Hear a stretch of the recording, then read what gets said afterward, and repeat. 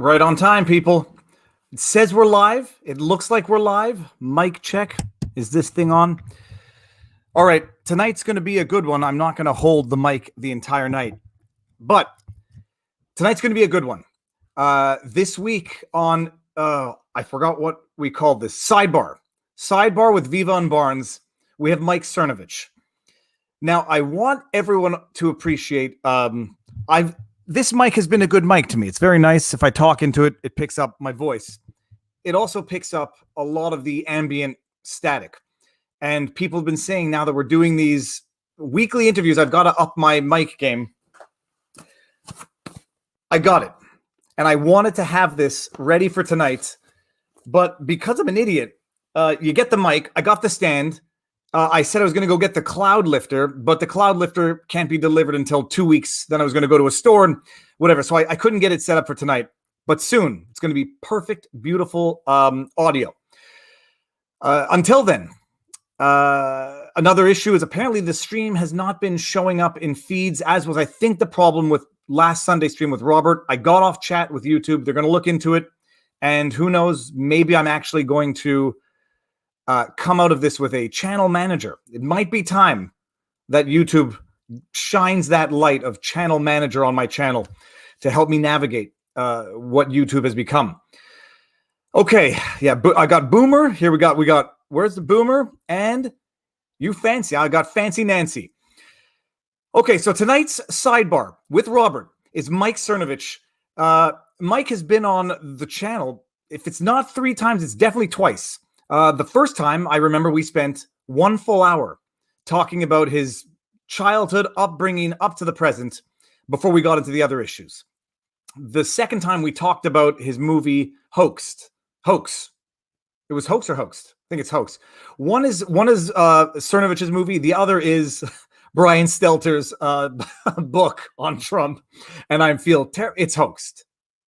Yeah, it was Hoaxed. Anyhow, the second time was on him directing, producing that movie. It's a great documentary if you haven't seen it. People think whenever you endorse a documentary, you have to agree with everything in it. It's just a great documentary. Agree or disagree with some of the stuff in it. It's going to show you stuff that you don't know. So that's it. Okay, standard intro warnings. Super chats, if you're going to be miffed if I don't read them out loud, don't give them. I try to bring as many of them up as possible. I'm going to take as many questions as we can get from the comment section. I know we have some from the locals community where you can follow Robert and I, vivabarneslaw.locals.com. No legal advice, and there may be swearing tonight, but it won't be coming from me. So with that said, I see Robert, I see Mike. I'm going to give them the heads up so they know I'm bringing them in. Gentlemen, let's do this. 1 and 2. How are we doing? Doing great. Good. Thank you. So now here's the question. Do we prefer this? And I will go here. Do we prefer this to the other one? I am neutral. I think we get a broader sort of framing here. So to start off the evening with a joke, the real Bambuga says, you didn't read my 476,820, whatever, super chat. Bambuga, thank you very much and welcome. All right, gentlemen. So where do we start tonight? Robert, where do we start? I think I know what I'd like to start with Mike this time, but do you have something you want to start with? Well, I think it'll be our first question for all of these will be, at least for me, is what leads anyone to be a free thinker? In other words, why be independent and separate from the established narrative, be willing to question conventional narratives, be willing to contest the authorities, be willing to challenge establishment logic, be willing to question anything that came before.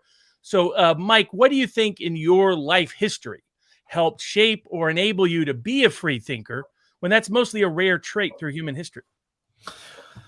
Yeah, I don't know. Is it natural? Is it nature or nurture, I guess, is always the question. And I think in my case, it was probably natural, probably a natural instinct, because I've had to modulate my behavior in a lot of ways to become sort of like more agreeable. I read the autobiography of Benjamin Franklin when I was very young, and I learned that you can be much more persuasive if you, to make a generational reference, you don't be brainy Smurf. Oh, I'm right. I do that on Twitter when I want to make people angry, but it's a bad trait to have. And I probably had that trait when I was younger. I just want to be right. Also, a lot of it came from just seeing things. Probably a lot of it's from my dad. We'd read bodybuilding magazines and something as dumb as that, but then your teachers would say, if you have 10 grams of protein, you're going to get kidney disease, right? The level of just outright stupidity and outright fabrications, and I don't know that I want to call them lies, rather than just they're so wrong about everything. Oh, anabolic steroids, they're going to kill you. Lyle Alzado died of steroids, and then you find out, no, it was maybe brain cancer, but then there was maybe an HIV thing that wasn't disclosed in time. So just as a young kid, other than religion, where it was very orthodox, and boy, did you get in trouble if you questioned that. We were a pretty much anything goes, free thinking household.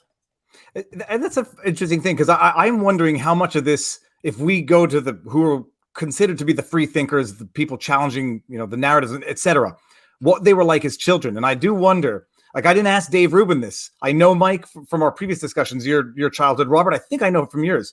But like, were we all sort of troublesome kids, defiant kids growing up, getting in trouble as kids?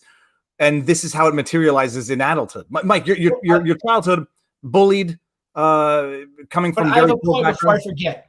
So I don't want to interrupt ever, but I bet you that if you check the report card, you would see a correlation: does not live up to potential, does not do homework, does not. Because actually today I was looking back at my life and everything that maybe I could have done better.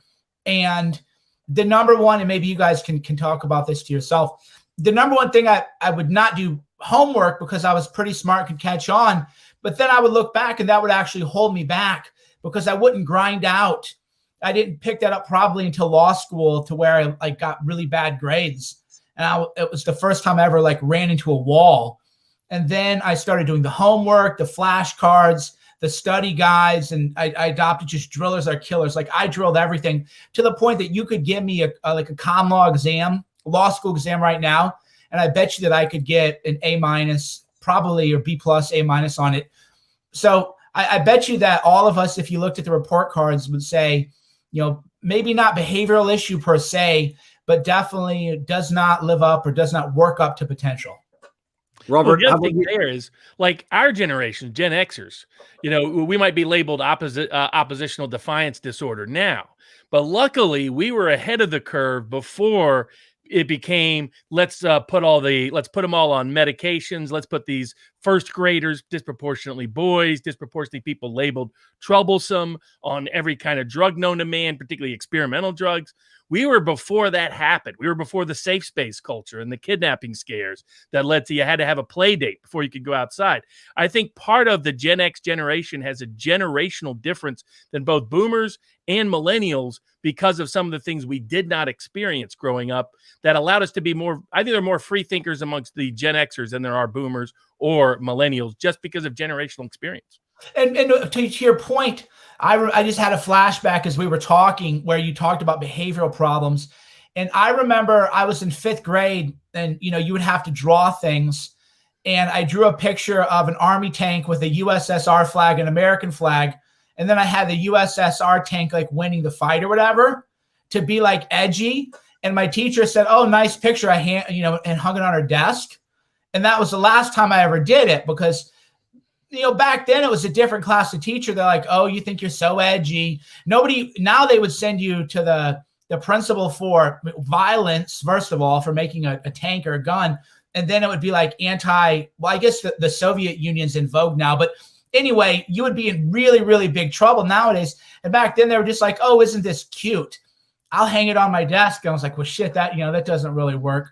And it was really that generation where the boomers were indoctrinated in a very authoritarian, we have 3 people on the news and Walter Cronkite is giving us the real news and that's the way it is. And then you have the generation beneath us where anything you say or do can and will be used against you to the most horrific kind of way possible. And then you have Gen X who we saw the boomers, we saw a lot of our families lose jobs, our friends lose jobs due to Reaganomics. And that's probably why Gen X people were more pro-Trump, I bet, if you had a real poll, a truthful poll. would be more pro-tariff, pro-quote-unquote protectionism, because we watched the Reaganomics in action. We were probably the first generation to watch parents lose their jobs. So that shook you from the dominant paradigm of, oh, it's a free market, and we actually live in a free market. And nowadays, of course, you have millennial rage, which is because there's no healthy outlet for anger now. It's millennial rage, millennial fear, millennial panic. And then with Gen Z, it appears to be getting much worse. It's funny, actually, you mentioned it, Cerno. As a kid, I bounced around 3 different high schools. I got in trouble for things back then, which literally could even get me into trouble these days, because they're drudging up things that 17-year-olds tweeted to get them in trouble at 27. And so much so that at one point there were 2 people in my growing up. One was a principal of the third high school I went to, and one was a teacher of the first high school I went to, who even back then could have altered the course of my life. And I searched them both up and thanked them for not having ruined my life back then. And one since passed away 6 months after, and it's an interesting thing, but not living up to potential in high school at the very least. I was getting into trouble, but that might be for other reasons. Youngest kid of 5 and looking for attention. But yeah, it's an interesting thing. What makes people more inquisitive and more, call it rebellious, and as adults, are what gets them into trouble as kids. But it is true, Robert. The things that we did as kids and that I did as a kid would get people canceled, and at the very least these days. And it was a good time to be alive, I guess, in retrospect. We had good teachers. I think that's the weird awakening that I had relatively recently, which was an unfortunate one, is I would say that I liked every teacher that I ever had, or I liked something about every teacher that I ever had. In terms of, if you were getting into trouble, they tried to handle it off the books at first. The flip side was your parents didn't complain. When you got in trouble, you were actually in trouble. And there was no parents calling your teacher kind of deal. If your parents got a call from the teacher, which would be rare, it was widely understood that probably you were the issue.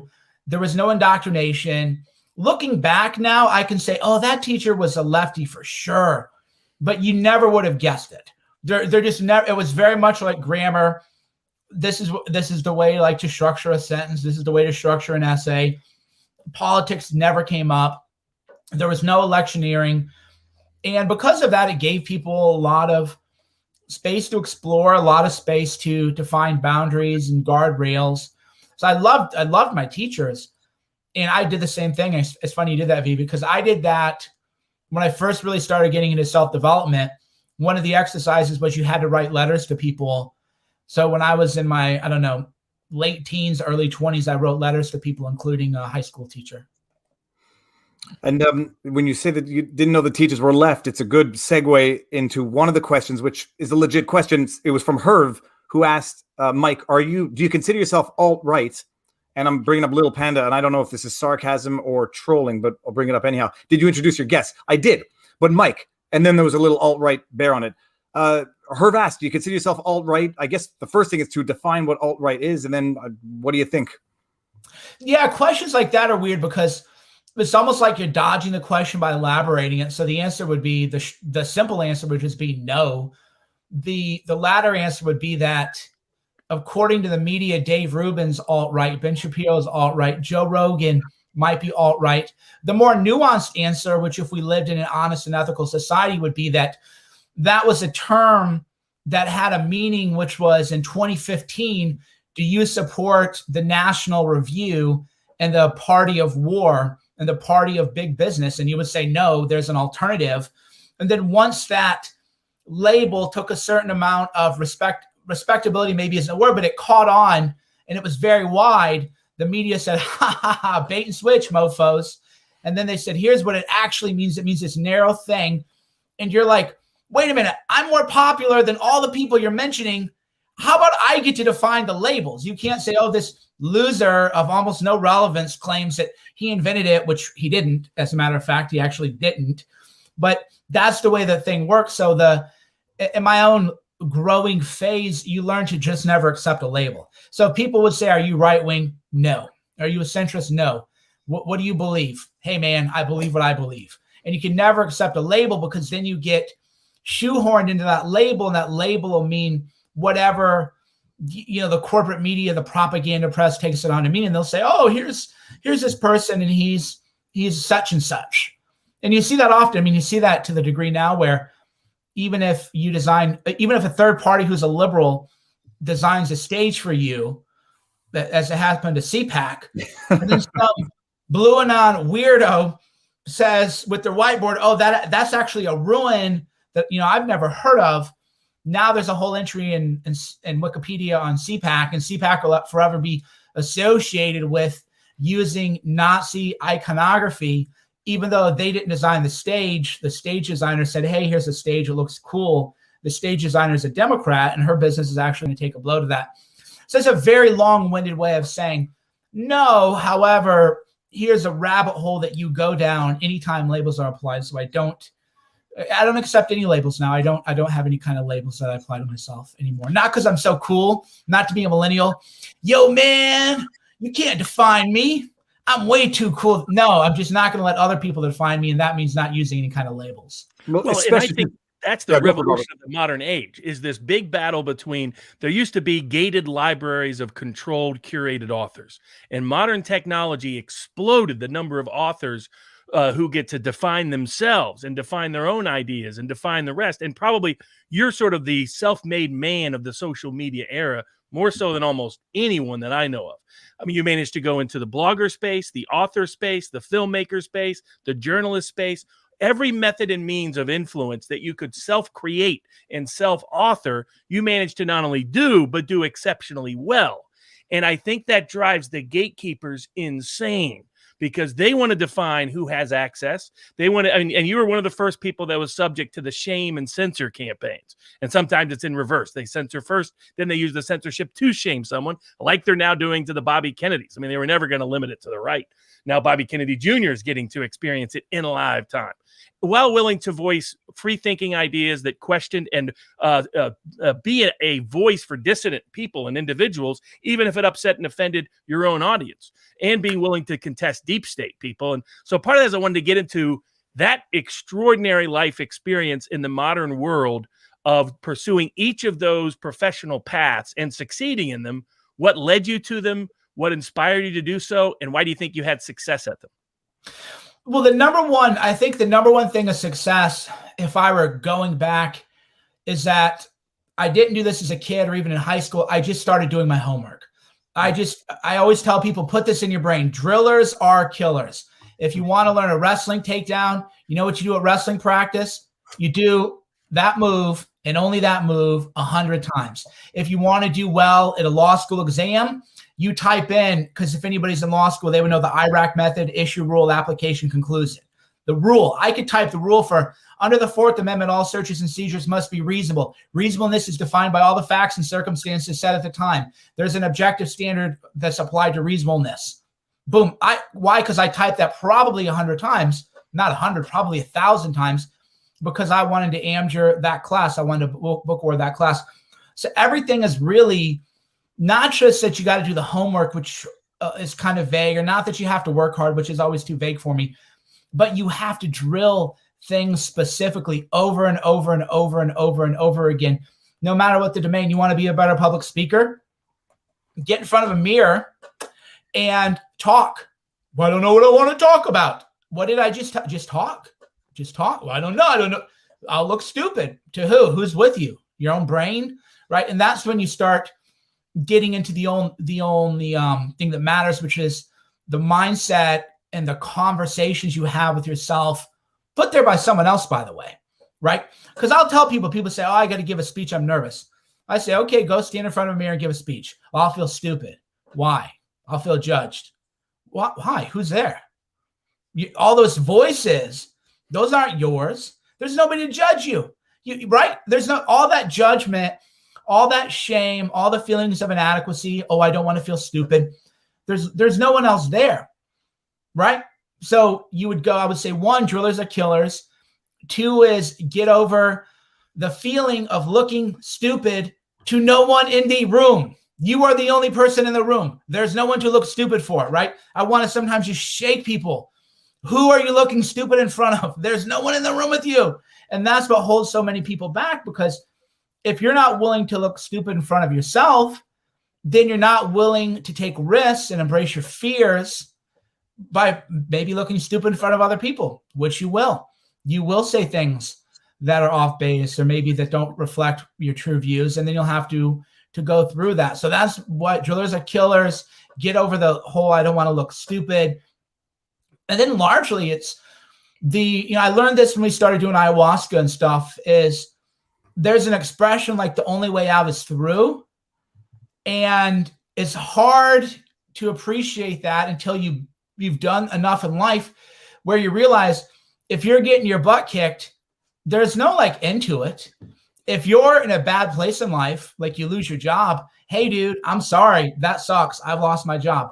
Hey, I've had to talk people out of not turning off the power. Hey man, I know what it's like to meet the utility person at the door. Hey, I know what it's like to have lost everything or to feel, but it doesn't end. Like you're still there, right? So rather than wallow in the self-pity and wallow in the misery, you realize that the only way through a challenging situation, and this is speaking defensively, is you just have to go through it. And then the aspirational positive message of that is once you stop playing defense and you play offense and you realize, yeah, I don't want to learn this new skill. Yeah, I don't want to push myself. Yeah, I don't want to take this kind of chance.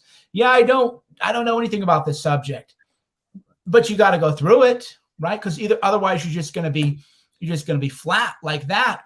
So it's fundamentally the mindset principles went with me in everything that I've ever done, good or bad. And then of course we, learned a few things along the way. I didn't know it with such clarity when I was younger, but I just knew, okay, like you're getting bullied, take a martial art. Okay, that's not really working. Well, practice your martial art.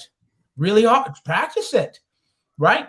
So what I would do, and this is mentioned in Guerrilla Mindset, and Viva did the thing where he said Guerrilla Mindset. I always say it's Harambe, not Che, right? So it's the guerrilla, not the guerrilla warfare, but it's a common misspelling.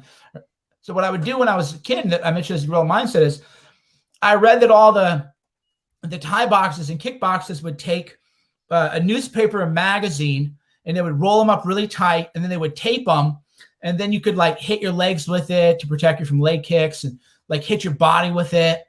So I'm this like little kid. It's almost like I'm a penitent priest or something like that. I'm a kid outside my garage, like, and you realize though that the pain isn't really that bad. The pain of losing, the pain of being a failure, the pain of regret, that pain is far more acute than the pain of pushing yourself. So you learn, okay, like I can learn a specific skill. I have to go through the pain process. I got to go through the pain barrier. I got to go to the pain cave, whatever people call it. You can't escape the pain. And then as you get older, you develop maybe a little bit more wisdom, and you realize that when I was a kid, I did those specific things because other people were harassing me, man. I didn't bring this on myself. At least when people attack me now, I can think, well, I kind of asked for it. I didn't as a kid, but then you realize that when you get older, the pain's going to come. You're going to lose friends. You might lose a child. Friends of yours might get cancer. You might get cancer. You might have a business that goes bust in one day because of a shutdown order. And you might have this happened to a gym over by a coffee shop I went to. A guy put his life savings into a gym, a CrossFit style gym, in February 2020. In March, he shut down. Now he's back living with his parents, right? The pain's coming anyway. So you might as well inflict as much pain as you can on yourself now, because then when the pain comes, it feels much less. It's an interesting thing, actually. This was one of the questions I had asked you when we talked the first time about the work that you had done in exposing releasing the Epstein files. Some of the work that you do, which will make you a lot of enemies, if only by virtue of the fact that you're either telling the truth or exposing the truth. And you say, I know it's one of my flaws in life is living under perpetual fear. And it's funny that the fear of the fear oftentimes is more distressful than the actual pain when it comes, or the issue when it arises, because you go from fearing it to dealing with it. And those are two very different mindsets. But on the one hand, how do you get past it? How do you deal with it? And how do you recommend other people actually get over their, not just the fear of talking to themselves, but the fear of real life issues? losing their job for a tweet, expressing themselves politically and getting in trouble, but all sorts of things. How do you tell people to get over that? What do they do? And what did you do, incidentally? Right. So there's two answers to that. One is the answer that I reject, which is that fear is imaginary and doesn't really exist. There's even an expression where you write on a whiteboard, FEAR. Fear is something about stuff that ain't real. I forget the exact expression, but the idea is, oh, you're just afraid of nothing. Two is the more rational approach, which, as you said, is that the fear of the thing is almost always greater than itself. Almost always. The fear of the thing is almost always greater than itself. Here's what people maybe miss by that. So I always tell young people who are 25, no kids, and they go, I'm afraid to start a business. And you know what I tell them?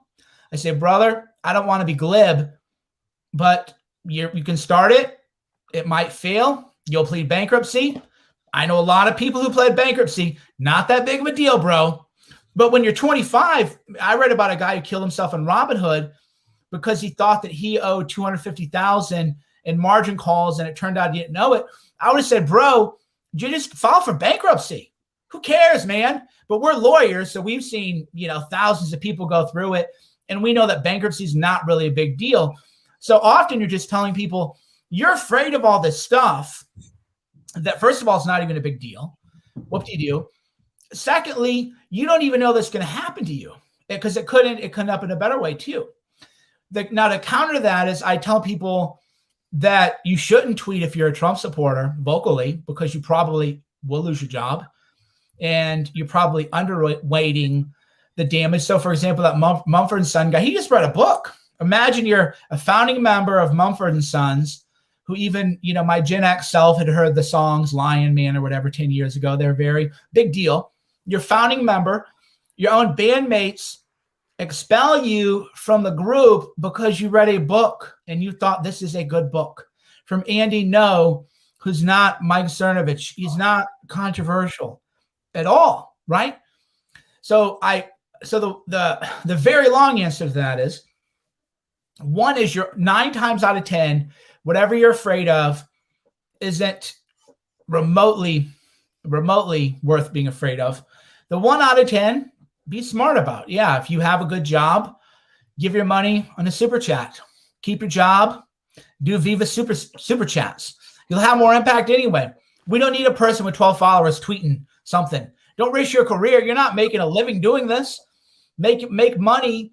Support people making a living doing this. But when it comes to fear, it's largely, what are the big fears? Well, I'm afraid to ask that person out on a date, right? Okay. Then just ask the person on a date. Oh, said no. Okay, how do you feel? I don't know, felt a little awkward. Whoop-de-doo. Whoop-de-doo, bro, right? Whoop-de-doo. That's, even people like Me Too era, it's like, no, you're politely asking someone. You're not going to get Me Too'd unless you're at work, in which case you should just be working anyway. And that goes to, if I were like incrementally, I believe in incrementally facing fears. And by that, I mean, just do something, to quote Eleanor Roosevelt, the day of the International Women's Week, do something every day that makes you afraid. Doesn't mean go rock climbing. Doesn't mean you're going to try to free solo El Capitano, right? Doesn't mean you're going to risk all of your money in a business venture. But every day we're afraid of something. Every day we're afraid to do something. And it's usually very little. And you face that fear every day. And then as you build that up, you naturally dilute your fear response. And then you become much less afraid of other experiences. Well, yeah, and I was going to ask, so, I mean, you got into mindset mentality. I always consider that like the first step to anything: political revolution, cultural revolution, social revolution, economic revolution, self-revolution. It has to start with self-narration. And so your sort of foundation of access into the self-authorship world of all of these different means and modes was writing Guerrilla Mindset, which I gave to my son when he was in his teenagers, because it just has good fundamental advice, which people astoundingly forget. I mean, I give that to my clients at times and give the advice from it to my clients, because the foundations people forget about their self-narration and how powerful that is. There's a reason why Nelson Mandela repeatedly went back to the power of self-narration, because even as long as he served in prison. Medgar Evers the same way, said that most men die only 1,000 deaths every day. I'm only going to die once. And that's how he conquered fear, realizing self-narration was the key. What led to your interest into mindset as an idea, as a philosophy, and then to write Guerrilla Mindset? Sure. I grew up poor. So to quote 50 Cent, it was get rich or die trying. Not that I'm rich, but, I can have a Cohiba Siglo 6 every now and then, and a little bit of cold brew coffee too, every now and then. But the idea was I was just poor. I had nice parents. There was just no way out for me. The only way out was up, right? And I had to learn that, because I had a lot of the traits we talked about earlier. I did have some annoying quirks, disagreeableness, not really understanding how closed-minded people were, right? Like it used to be, if you were an atheist, you were going to get in a lot of trouble. And ironically, I'm probably Christian, or at least pro-Christian now. But, so I was an early atheist, proved there's a God. And you realize, one, you're kind of annoying. There is an approach that's kind of annoying. But two, most people are closed off.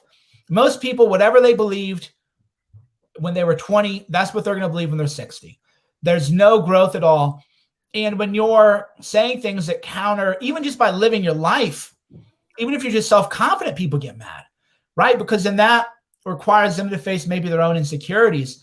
So I had to I read all the books. I read How to Win Friends and Influence People, How to Stop Worrying and Start Living, early mindset work, Think and Grow Rich, all those books that people mention and name drop. Like there's a reason everybody mentions How to Win Friends and Influence People. There's a reason Warren Buffett, who's 89, said he went to the Carnegie School of Public Speaking, right? If Warren Buffett, Robert can tell you, and Viva knows because we're lawyers, Warren's not necessarily a good man. He's not the Uncle Warren narrative, which we can talk about in a minute. There's a narrative about Warren Buffett, but putting that aside, there's a reason that he said the most important class he ever took was a class on public speaking from Dale Carnegie, who did How to Win Friends and Influence People. And he used to have kind of a Trump University style self-education class, like an early learning annex kind of stuff. So there's a reason that, like, we don't just all make this stuff up. Oh, I read How to Win Friends and Influence People and like change my life. Like, no, there's a reason I read that book. There's a reason a lot of people read the 48 Laws of Power. 50 Cent's book, The 50th Law, which is about fear, and how he had a lot of fear, I think, didn't get enough attention. It's a good book. So for me, I was just younger. My parents, God love them, I didn't know how to have a budget. I didn't know what a credit score was. I didn't know what a credit rating was.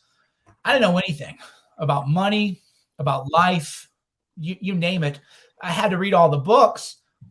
And then I reached a point where the books weren't helping anymore.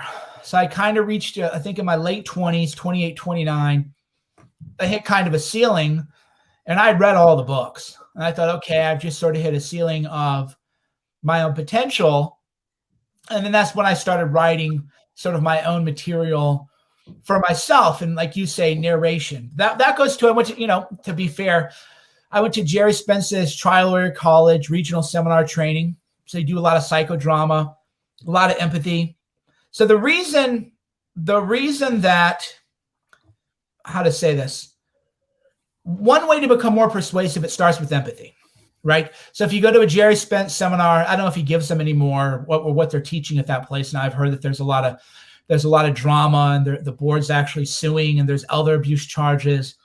So I don't know what's going on now, but one of the exercises you do is, like Viva, Robert, you would sit in a chair, and then Robert would sit over here to your left. So, or rather, Viva, Robert, you'd be like that. And then you would just say, hey, just start talking. And you say, hey, I'm Robert. I'm here. I'm at this seminar. I'm not sure what I'm doing.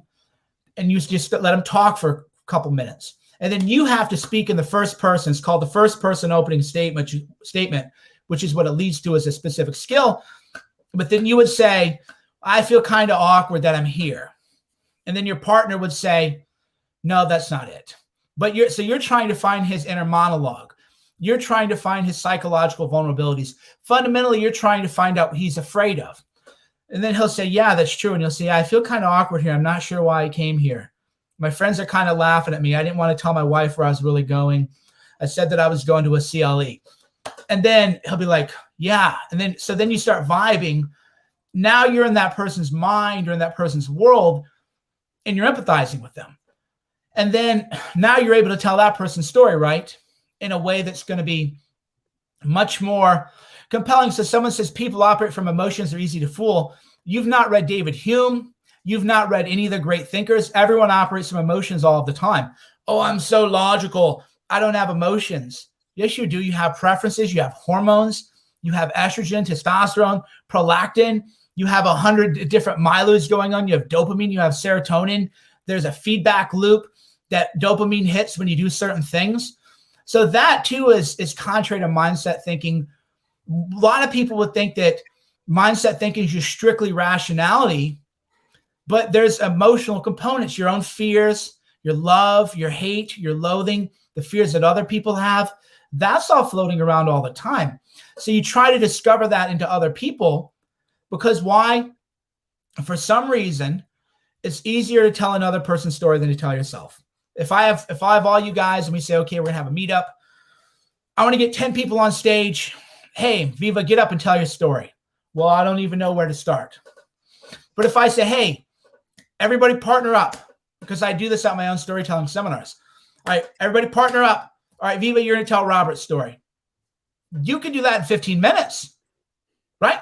So why can't you tell your own story in 15 minutes of preparation? But you can tell another person's story in 15 minutes of preparation. So you start with, it's easier to tell someone else's story than yourself. And then you do exercises to learn vulnerability, fear, what really drives people and someone else. And then you take those same skills and then you apply it to yourself. So that's also part of the methodology. And they taught that primarily in, at least at the Trial Lawyers College. The idea was to develop more empathy with your clients, but also to be more persuasive in your storytelling.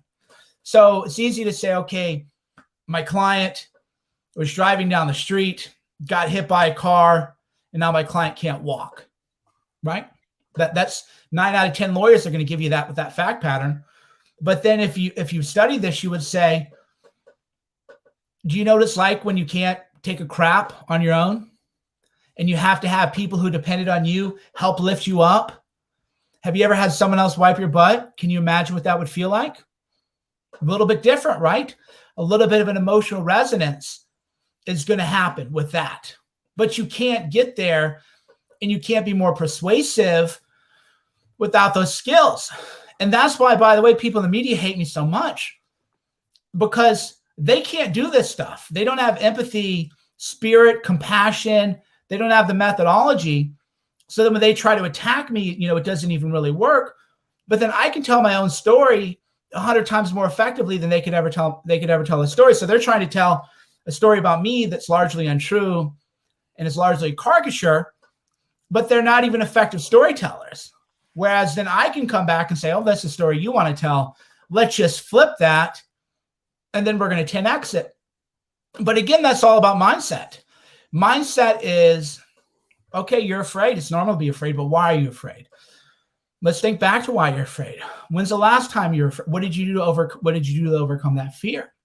What happened when you faced the fear? And then really dialing in on an individual level with someone else. That's what you do if you're at a seminar or something. But then that's what you learn to do when you're by yourself. You learn so much about yourself that way. And then when you have that knowledge and you have the specific skills, then you can keep pushing through the fear barriers, the fear walls. Robert, do you want to go for it? Well, yeah. The other compare is, I think that just as your critics try to sort of do a boxing Helena on you and try to put you in a box and stick labels that don't belong, some people in your own audience have a tendency occasionally to do the same thing.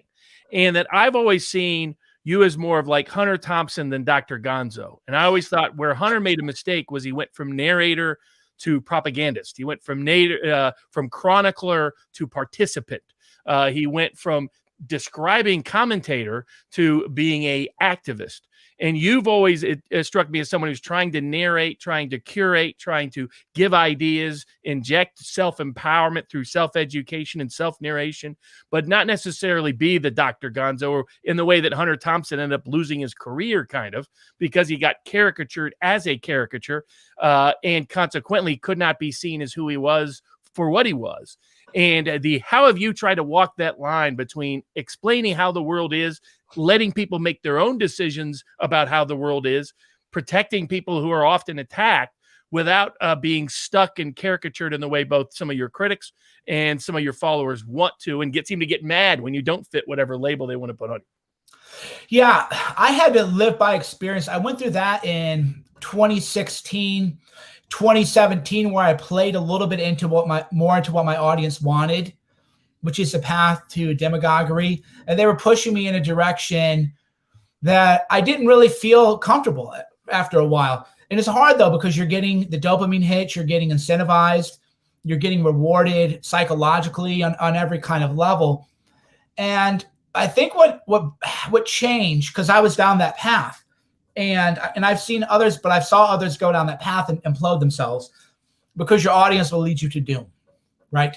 A famous person told me your fans can never get enough until they kill you, right? This was one of those world famous celebrities who's smart enough to not admit that he's read Mike Cernovich, right? Who said, your fans will never get tired of you until they kill you. And I thought, fudge. Can you believe that? And that really is true. And I've seen that happen to other people. I saw that, okay, because they're not trying to deliberately kill you. But the idea is that, play that hit again, play that song for me again, play that same tune again, play it again. Oh, you're dead now. Okay, we're going to move on to the next hot thing until we kill that. So that was me learning. Through experience and through knowledge, or through life, rather. That's the only way that you can learn things, is you get slammed in the head a couple of times and you realize, okay, that person's gone down a path. Because I've told other people, hey, brother, I'm not your mom, but you're kind of going down a path with this stuff, and you should just think about it. I'm not going to judge you if you do it or you don't do it, but I can see where that path is taking you. And I've seen one person after another get banned. No, it's interesting. It is the exact phenomenon. It was Steve Martin. I don't know. I didn't read Hunter Thompson, but I watched Steve Martin, who said that everyone ultimately becomes a caricature of themselves, at least in Hollywood. And the idea, it is an amazing thing. Your fans can't get enough of you until they kill you. And the first two people I think of are the two lawyers who arguably got taken down a path that they might not have gotten taken down, but for the seeming encouragement, seeming dopamine rushes, and thriving off of the information that they were providing, which might have led them to provide information without properly vetting it, as they would have had they remained critical. But the flip side is, Mike, at what point do you not go the opposite way out of necessity just to prove a point? So, and it brings us into some of the tweets that you've been making recently, which is, you support Trump, or you're a very vocal, active Trump supporter, but at some point it could be perceived as being not inauthentic, but like a deliberate breaking off and pushing back so as not to get pushed too far. And then you take positions that you may not necessarily even believe in, but just to be defiant, in the sense that I'm thinking back to it was a January tweet where you don't want Trump to run again, and you'll sabotage his campaign if he does. Hyperbolic, proverbial speaking. But do you get pushed to the point where, in order to not get pushed too far, you push back even if you don't necessarily fully believe in that which you're pushing back? No, so that would be called counter signaling, which is kind of the coward's way out. But Robert can remember that I was the earliest critic of Trump in 2017. I turned on Trump probably 3 months into his presidency, because the person whose name we can't say, not even if you're Rand Paul, the whistleblower we call him, the first reference to that person's name that had ever been printed was by me. And I reported, hey, this guy's right by McMaster. Here's where his office is. Here's where he sits. There's where the president is. They're leaking left and right. This is a setup. And so what? Nothing happened. They didn't do anything. So that's when I realized, okay, so I fell for the Trump hype too much. I hired the best people and let them work. This guy either doesn't get it, doesn't care. I don't know. But to me, I'm a results guy. I'm not a motive guy.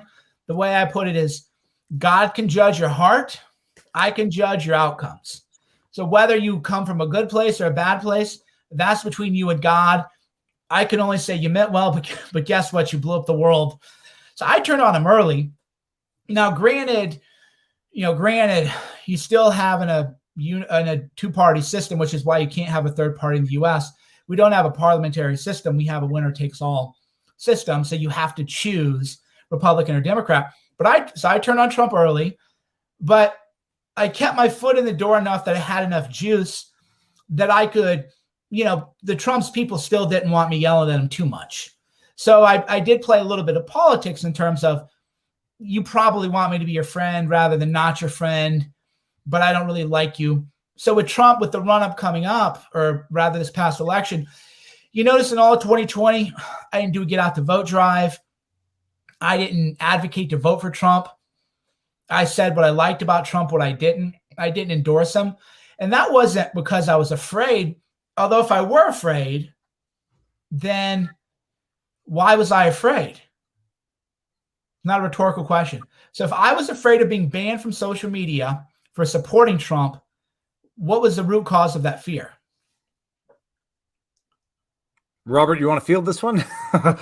You lose your voice to the world. It was a rational belief. It was a rational belief that Trump would do nothing and nobody would do nothing, and I would just be another person in the dustbin. I would be a trending topic on Twitter for 12 hours. So if I were afraid of being banned, and that wasn't what motivated me, it was because when Trump had the White House, the Senate, the House of Representatives, they didn't do anything.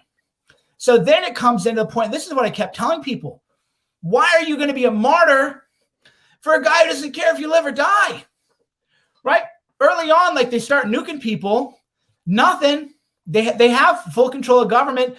Nothing happens. They brush it aside. So the way I would look at it from a mindset point of view is, if I'm pro-Trump and I get banned, I martyred myself for what? But that wasn't the push. The push was that, and Robert can tell you this because he's familiar with Guerrilla Mindset. I interceded in the 2015-2016 election because I truly believed in my heart that Hillary Clinton was an existential threat to the world. I did not fear that. I did not feel that way about Joe Biden. I don't feel that way about Joe Biden. Joe Biden is doing things with critical race theory, other things that I don't like. I don't think he's the best person to be president. I think Trump would be a better president. But in 2016, she was trying to drive us into World War III with Russia and Syria. She was an existential threat. Kamala Harris, and people are going to say, oh, this is gender-based. Trust me, I opposed Jeb Bush for the same reason that I opposed Hillary Clinton, for the same reason I opposed Kamala Harris. Nothing to do with the gender. It is, she's a truly evil person. She kept innocent people in prison. This can be fact-checked in real time. Daniel Larson, you can fact-check all this stuff. Before she ran, you can read all the articles of what she did as California Attorney General. And then that all went, of course, away, because if you're a conservative and you tweet something bad 10 years ago, that'll follow you forever. But if you're a Democrat and you keep an innocent man in prison, hey, bro, that's your politics. Who can do anything? So she is a uniquely evil person. Joe Biden, I don't consider a uniquely evil person. Hillary Clinton, I did. So for me in 2020, I'm thinking, yeah, I mean, I'd obviously rather have Trump, but this isn't like Hillary Clinton. This is not like Kamala Harris. This is not like Jeb Bush. This is not like Liz Cheney or Dick Cheney, or even maybe Marco Rubio, who I think would be pretty bad because he wants us to go into Venezuela. So that was what animated all of this, was just a rational kind of calculation of who is truly bad for the world order and who wasn't, and then how much risk I want to take. Or it's not even risk, it's actually how much I want to work. A lot of people don't realize, you guys stream a lot, you know how it is. When you get your brain plugged into social media, you're on your phone all the time. You're thinking about Twitter all the time. Somebody says something to you on Twitter, you're in your head when you're taking a walk, responding to it. And I'm not saying that's bad, because I've done it and maybe sometimes do it. But you have to ask, like, okay, what is the stakes here? This is a relationship. I have a relationship with my audience. They call me a cuck. They insult me. They tell me I'm not pro-Trump. I'm a patriot. I'm a shill. I'm controlled opposition. I'm fake. And then every now and then somebody will be kind of nice to me. So this is a relationship, man. I don't feel like I'm getting enough out of this relationship. Or if I'm helping Trump win, brother, I'm helping you win. Do you know what that means? Do you know what I'm capable of? What am I getting, bro? A retweet now and then? I don't care. Once you get the retweet, once you have the cool guy points where you can screenshot it, 10 retweets don't mean any more difference to me than one. So why in the world would I devote my spiritual and psychological energy for Donald J. Trump, who raised $260 million to investigate the election after the election, and nobody knows where that money is, but it's not going into a defense fund for the people charged with trespassing. It's not going to help any MAGA grandmas. Everybody else is on their own. We don't know where that money went. So get real, right? Get real.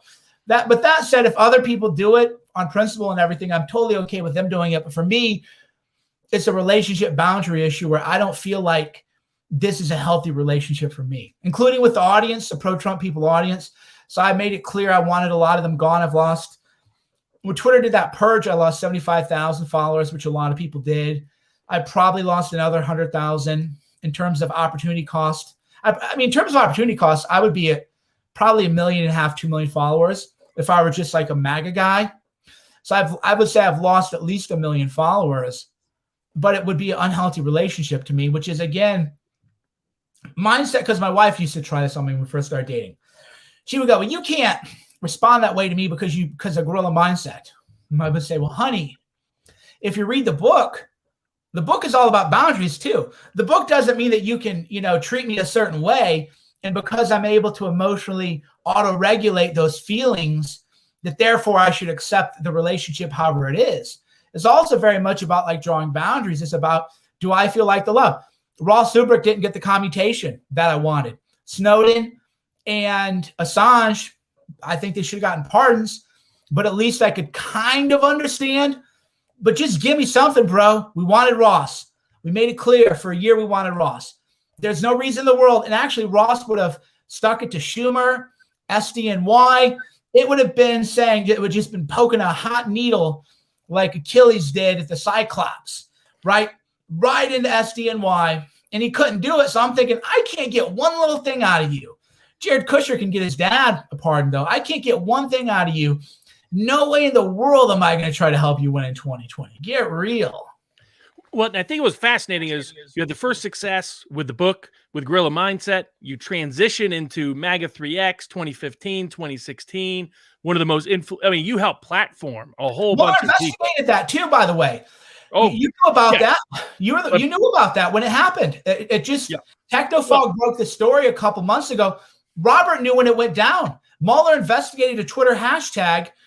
And once word got around DC press, even people that didn't like me, they were laughing. They laughed off they were like, you're kidding me? You're investigating a hashtag, and they were calling it electioneering, right? So they did all my records, everything. The deep state apparatus took what you did very seriously because Mueller put it under major investigation. You had the national security advisor bring you up and target you. So you recognized early on. I mean, you organized the deplorable. You helped organizing those events across the country, trying to make a meaningful difference, translate the Trump revolution into a broader little d democratizing populist revolution. And we're one of the first people to recognize that the Trump administration was never going to achieve those revolutionary goals, that whatever good intentions Trump may have, it was not translating to policy. It was not translating to personnel at a broad scale level. And his lack of understanding of the critical role of reciprocal loyalty, particularly to his core populist advocates, was a major problem in his entire 4 years. Now, what's fascinating to me is your ability to then transition out of that into a third new authorship area where you end up doing the film Hoaxed. It ends up being one of the biggest films out there. What led you into, because most people they just dream about one level of success. When you don't have the credentialed class background, your parents weren't professional class people with all the connections and friends and relationships. You don't have the prep school or the Ivy League patting you on the back. You have to self-make this everywhere, self-create it everywhere. But you do it again and again and again. And I like to cite it as an example to people out there of what they can do through your example. What led you to think, hey, I can produce a film, and I can produce a highly successful film and a highly politically influential film in a totally different space than the space I've been occupying before? Yes, I have two answers, the truthful answer and then the more counterfactual answer. The truthful answer is every asshole moves to LA and says, I'm going to write a book and make a movie, and they never do. So I thought, I'm going to write a book and I'm going to make a movie. And the longer answer is that there's a creative drive, I'm sure. So I started off with Silence, which was my first film, and it didn't really land the way it should have, largely not my fault, but I guess my fault in a way where everything's your fault if you're involved. And I felt like after Silenced, I felt like I hadn't left it all on the field, right? There was just a sense that, because you've done trials, Robert, you guys have done hard things in your life where you're on your ass at night and you're like, I gave it everything I had. Whatever happens, happens. But I'm not going to wake up the next day and say I could have done something differently. And with my first film, I felt that way with Guerrilla Mindset. I felt that way where, okay, I did the best book I could do. If it doesn't make it, then I just don't have that X factor to be a writer. And that's fine. By the way, Mike, I didn't feel that way with my first film. How Guerrilla Mindset? What are the stats on it? Do you know how many downloads, how many copies sold? No, I quit counting at 100,000 copies. So yeah, I quit counting at 100,000 copies, and so wherever it is now, I don't think it's millions, but it's over 100,000. I wanted 10,000 copies because this isn't actually. Jordan Peterson said this in his first Joe Rogan interview. He said if my book sold 25,000 copies, I would be like, wow, man. Most books. Actually, only 1% of books sell more than 10,000 copies. So I said, all right, first book. Yeah, that's why if you have a book, people assume you're rich. And you're like, no. New York Times, I know a lot of New York Times bestselling authors. They sell maybe 5,000 copies the first week. That'll get you on the list most of the time if you have a publisher they deem reputable. And then the book dries up after a month or two, and they maybe end up with 10 or 15,000. So I would have been thrilled with 10,000. I did that the first month, and I was like, oh my, 10,000. I thought I was reading the stats wrong. This was in 2015, I think I launched it. And then I thought, do a movie. Silence came out. The first Candace Owens, that's trivia. The first time she was in media was in Silence. That was her first appearance. And it didn't, it just didn't have that je ne sais quoi, right? It didn't have that it factor. So I said, I got to do one more. I got to do one more. I found the right guys to do it. We grinded it out. And I'll always remember, because they sent the rough cut. I was driving to a dinner and they sent the rough cut, and I hadn't read it in his group chat. And Shauna, my wife, said, Michael, you have to stop whatever you're doing and watch this. This is everything you wanted. So I pulled over to Phil's Coffee, Huntington Beach. And I thought, oh my God. Because I was about, I was like, I'm going to probably try to watch it while driving. And I knew we had a wow factor. And then we had to cut it down. We had to do a lot of other changes, but I just knew Scooter and John, that we had the right relationship where I was the producer. I outlined kind of the vibe, the interviews for the most part. I did most of the big interviews. And then I let them be the directors. I let them, because they wanted to shoot it in film noir. This is kind of film trivia. But when they first started shooting, I thought, oh my God, this is way too artsy. They wanted the dim lighting, that theater effect, the film noir. And I thought, oh man, okay, but they're the directors. And we had a cinematographer too, Justin Gum, who's quite talented. And then it turned out Altered Carbon came out while we were still in post-production, which had this hybrid of film noir, sci-fi. So film noir is a specific cinematographical way of filming. So it's more darker with the shadows. It almost looks like there's a shadow around the frame. And then Altered Carbon came out, which, by the way, is a great thought experiment into consciousness. And I think people should watch that show, but season 1. And I was like, this is a vibe of hoax. I felt really good. I was like, all right, I was skeptical at first, but I let them be the directors, and then they nailed it. So for that was a lot of work, even as a producer and all the other things that you have to do, that, raising money, promoting it, hyping it, providing direction. You want, because you want to keep people on deadlines. Creative people aren't that easy to keep on deadlines. You don't want to be too pushy. It's a delicate balance, and I think we nailed it. Mike, actually, I want to get to something. I'm going to bring this up. I think I know the answer already. Cerno, would you consider being in Trump's cabinet if he runs again in 2024? No, because that would be a severe distraction from the Trump administration. I don't want to. So 2 reasons. One is I don't want to. 2 is it would just be, if he somehow wins re-election in 2024, then he would be probably around 18 players, which he wasn't around in 2020. That would mean Jared and Ivanka are gone. It would mean Don Jr. is in there. What do they need me? They can read my tweets, and if they want to know what I have to think. So I would rather be in what's called the kitchen cabinet, which I suppose I was for 4 years. The kitchen cabinet is a U.S. term for the idea that people you look to for guidance, maybe, but they don't have an official position. But going in, playing politics with people all day. And the fact is, too, one thing nice about not being seen as pro-Trump anymore is just the amount of people hitting you up for stuff. Hey, can you introduce me to so-and-so? People I never heard of. Can you do this for me? Since I tweet less, I don't have people link whoring to me as much as anymore. It used to be I'd wake up and my Twitter was just countless people with DMs of their articles. I'm like, am I mentioning the article? Have you reviewed Hoax? Have you reviewed Guerrilla Mindset? And then I'll go to their timeline. They never retweet me, right? They pretend I don't exist. So one thing because here's a joke. My next book is called Audacity, How to Go From Nobody to Somebody. And a friend of mine who knows me very well goes, your final chapter or the next book will be How to Go From Somebody to Nobody. And I laughed it off. This was about 2 years ago. But that's kind of where I am. I'm not doing much streams. I don't, I do stuff with you guys because I like the conversation. I like to talk. But I'm not tweeting very much. I'm not trying to be particularly relevant. I'm trying to go from somebody to nobody, at least for a little while. Now, I read the chat, and you seem to draw a lot of haters, Cerno. But one thing I've noticed, and I've always wanted to ask you this: people say you block them on Twitter, and I know you do, and I understand the rationale for doing it. People don't really fully appreciate.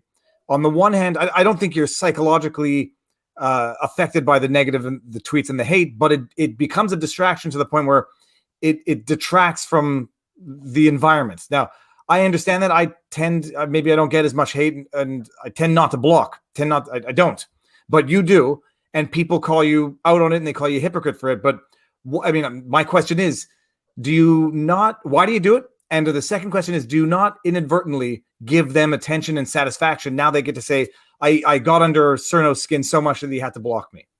Well, one is, if you've been blocked by me, congratulations. You're one of 10, 15,000 people that I don't even know exist. So good job. In terms of why I block people, I actually thought about if I ever did a show again, it would be called Why I Blocked You. And I would do it every Friday. And I would pick out 5 tweets, and I have more than 5 every week for sure. And I think it'd be kind of funny.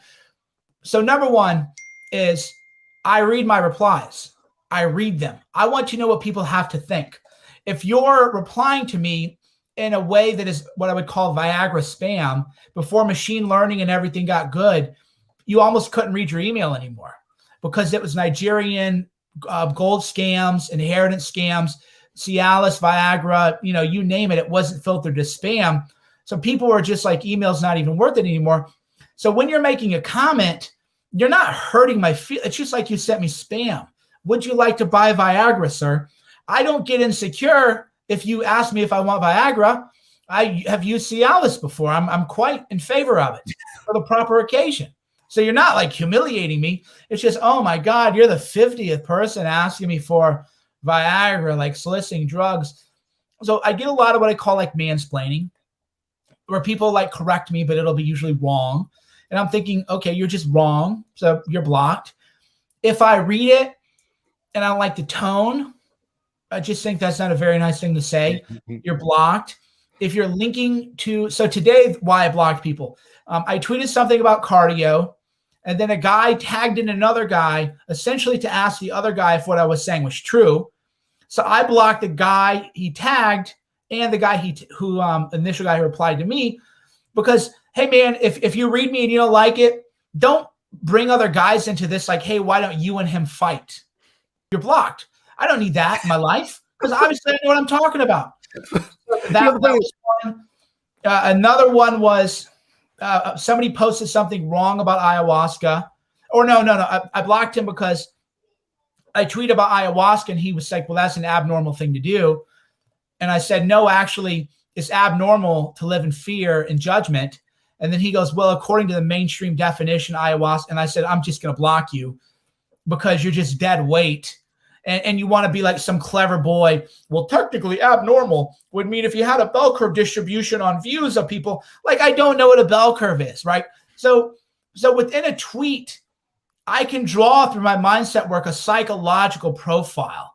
And that guy falls in the what you call the clever boys. Oh, they're like the guys in the IQ meme, the midwits. Oh, you're so clever. I don't know that abnormal technically means that if it's a standard deviation or two away from the mean. You're so smart, you clever little boy. So I don't want to read clever boys because they're not smart. They're not adding anything. They're dead weight. I blocked another guy. Like if you say drugs will fry your brain. Okay, you're just a boomer repeating propaganda. So, by the way, none of these are hurting my feelings. That's what I'm saying. People think they get under my skin. No. I'm actually, I believe what I'm doing. This is maybe because we tell stories, and sometimes the stories we tell ourselves aren't true. I believe that I'm giving you good real world feedback, which is we live in an attention economy. We live in a world where people buy ads on Twitter so you can see their tweets. We live in a world where people say, please retweet. Follow me on Twitter. I'm a true patriot. I'm running against Maxine Waters. Blah, blah. We live in that world. I'm saying that I don't want your attention. That is valuable life feedback, because if you're a clever boy, to me, you're probably a clever boy to your friends and family. You're probably a clever boy on a date. And people are thinking, God, this person's annoying. And then they just don't talk to you anymore. Or they don't invite you to things. And you're thinking, gosh, I'm such a clever boy, but I don't really have the relationships I want. I don't have the career that I want. And I'm saying, this is why, bro. This is why. That could be very valuable feedback that could potentially change their lives. Yeah. For your own daughters, in terms of, like, I look back and I would have not had my son and daughter go to public schools, even though, it was Malibu High School, middle school, and Signal Mountain. I mean, these are supposed to be really good schools and so on and so forth. But increasingly, there's just no place where the mind or the soul is safe in our current public and even a lot of private education. What are you thinking you're going to do for your own daughters? Well, luckily, Sean is more radicalized than I am. So they're doing homeschooling pods. We're talking about moving to an intentional living world. So I did a long thread about this, and I call it a trend because just a lot of times I'm either making trends or seeing trends or riding trends. It's always kind of hard to tell where you are, right? It's the idea that you're on top of a wave, you think you made it, but you're actually a leaf. There's some like Taoism poetry, like, oh, I shall go here now, I shall go there now. And you realize you're nothing but a leaf blowing in the wind. But whatever the case is, intentional living is certainly the next big thing. Intentional communities. Hey, we like these people. We're going to go live in an area where other people like each other. Homeschooling pods. You can have a person who's an expert in a field teach a certain thing. Co-ops now are big, where you hire a really good tutor, you pay him a good salary. Like, imagine you're a teacher making $150,000 a year. But if you split that between 10 parents, that's cheaper in public school, right? So if you can find 10 parents, rather than spend $25,000 on public school, maybe it's $15,000, or maybe you have 15 parents, you want to keep it small enough. But so then you hire a tutor that can teach the kids. The kids will get more individualized attention. It'll be a better education. So intentional living is going to be a huge movement in the country, and we're definitely part of that, either as advocating for it or as living it and following the trends. But deeply, right before I came on board, or rather right before I came out here to stream, I was with Rumi. She's 2 years old. She fell off the couch. And, it's one of those things where you see they're about to fall and you're like, and everything goes in slow motion. I watched her fall, and she gets up and she's crying for her mom. So I said, Rumi, come here. And I held her. I said, you're not hurt. You're startled.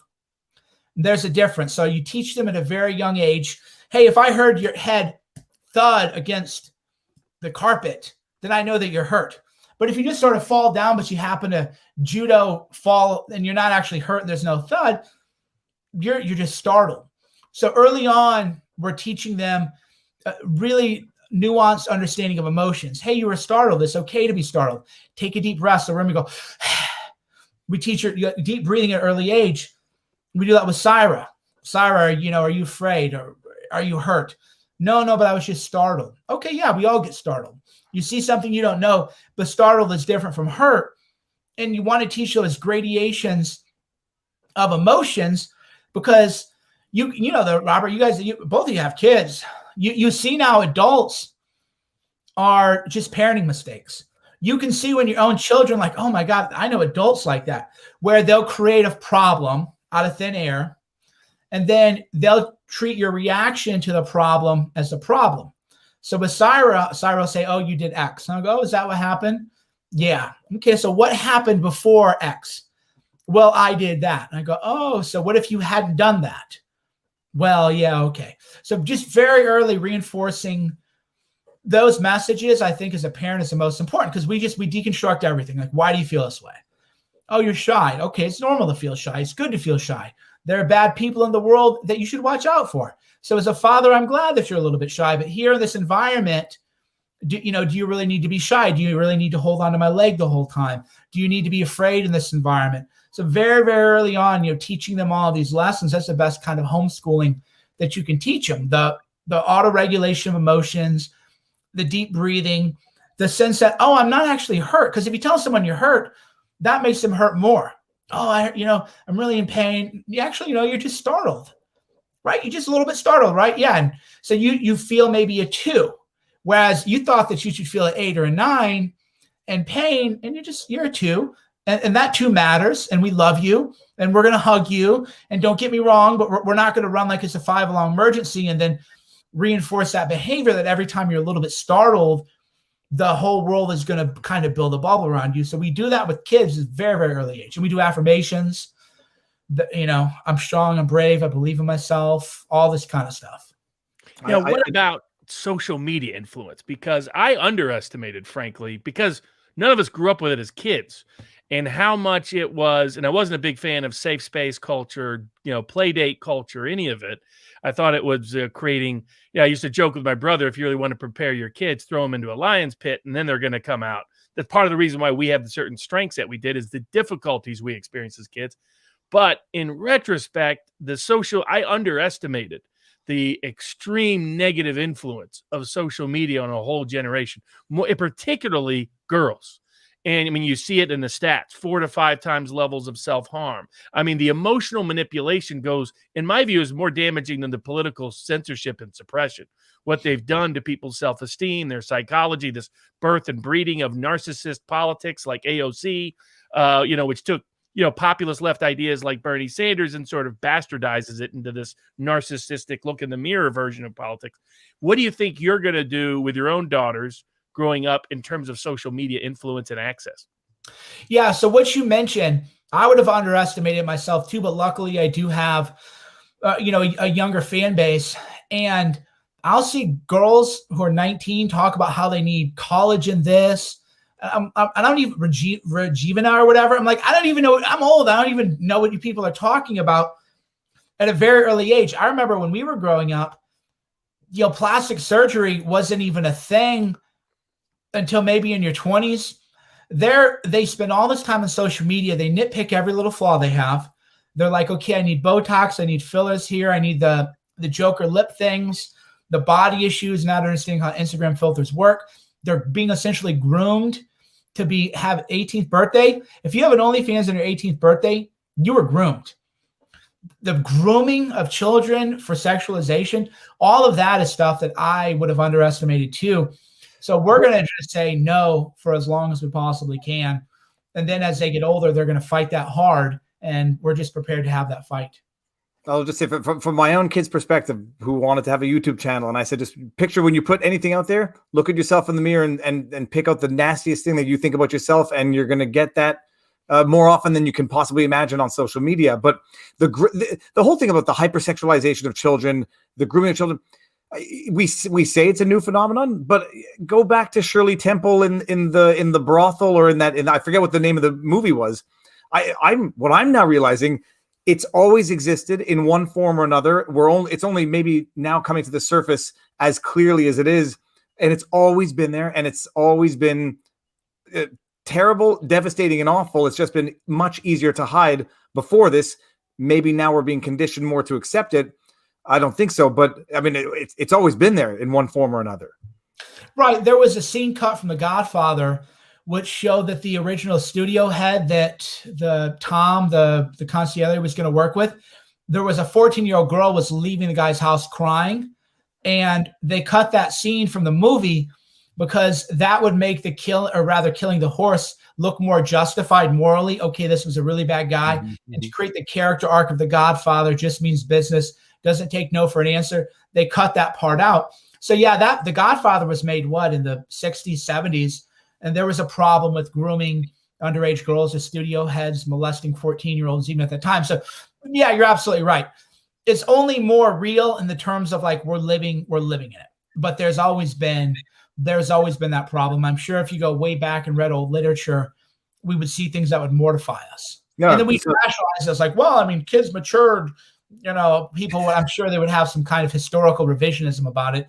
But yeah, we would be mortified, I'm sure. But for me, it's real to me now, in the way that all of us in our lives believe that something didn't exist until we recognize its existence. That's why I'm saying, like, my people make the joke about the red pill and the blue pill, and some people are making my joke about what's after the blue pill, the red pill, whatever, the next step. But like, I'm looking back, I was watching was it Clueless with Alicia Silverstone, who ends up, going out with her older stepbrother when she's in high school. I went back and saw The Professional with Luc Besson and the little girl. I go back and watch Taxi Driver with Robert De Niro, and now I realize this type of indoctrination has been around as long as it's been around forever.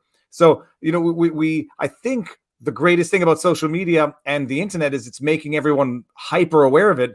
I can no longer look at Hollywood. I can't even look at Disney cartoons the same way anymore, seeing what I see now. What was the other one? Oh, it's been all over the place. I think we're just becoming more aware of it, that it's always been there. Maybe that's like the collection. Social media gives them access to in a way that they never would have had before. So I think everybody grew up, there was kind of a hometown. Maybe he wasn't a pedo, but it was always, okay, that's the house. Even a small town, like nobody goes near that house. Everybody kind of had a sense that was kind of the creepy guy.